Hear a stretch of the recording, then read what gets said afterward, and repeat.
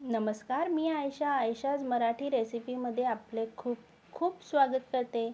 आज आपण अगदी झटपट, छोटीशी भूक असेल तर झटपट असा 5 मिनिटात बनवता येईल असा पास्ता अगदी छान बनवणार आहोत. तुम्ही स्नॅकच्या टायमाला किंवा ब्रेकफास्ट नाश्त्यासाठी हा पास्ता तुम्ही नक्की बनवून बघा. अगदी 2 मिनिटंही लागत नाही. एकदा शिजला की 5 मिनिटात तुम्ही बनवून खाऊ शकता.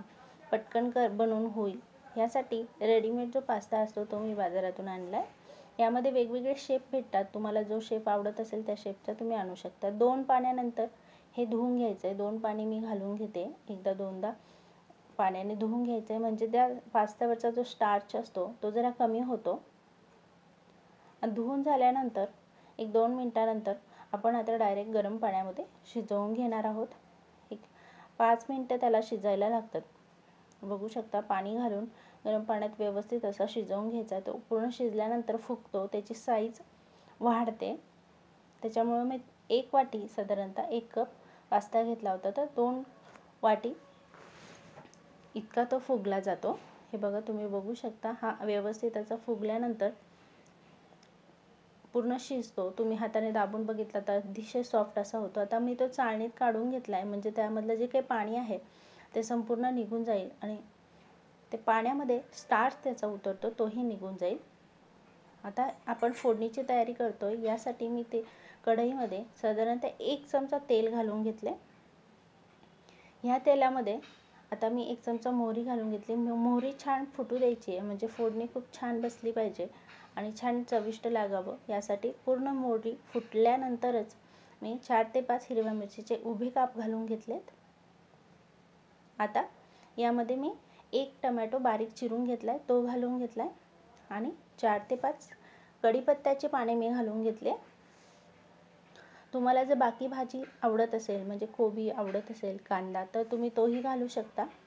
पण मला टोमॅटो फ्लेवरचा हवा होता म्हणून मी फक्त टोमॅटो घातलाय. 1 चमचा हळद घालून घेतली. टोमॅटोचा फ्लेवर खूप सुंदर येतो यामध्ये. आणि चवीनुसार मीठ घालून घेतले. साधारणतः 1.5 चमचा मीठ घालून घेतले मी. आता हे संपूर्ण मिक्स करून घेते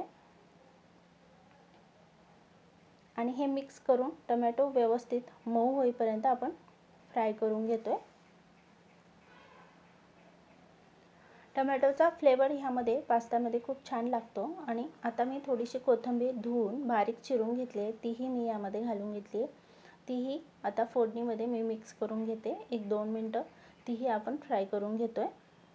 आता यामध्ये आपण जो काही वाफवून आणि शिजवून घेतलेला पास्ता होता संपूर्ण, तो घालून घेते. यामधलं पाणी संपूर्ण निथळलं आहे आणि आता तो व्यवस्थित मोकळा सुट्टा झालेला आहे. चाळणीत आपण तो काढून घेतला होता, पाणी त्यातलं निथळलं होतं. आता हे बघू शकता तुम्ही, व्यवस्थित असा मिक्स करून घेतोय आपण. संपूर्ण फोडणी पास्त्याला लागेल या पद्धतीने मिक्स करून घ्यायचं आहे. शक्यतो स्टीलचा चमचा नाही घ्यायचा, कारण की तो ब्रेक होऊ शकतो, तुटू शकतो. यासाठी स्टीलचा चमचा वापरला नाही. 1 चिमूटभर मी साधारणतः मिरेपूड आहे, मिरेपूडची पावडर ती घालून घेतली. तुम्हाला आवडत नसेल तर नाही घातली, जास्त झणझणीत नको असेल तर नाही घातली तरी चालेल.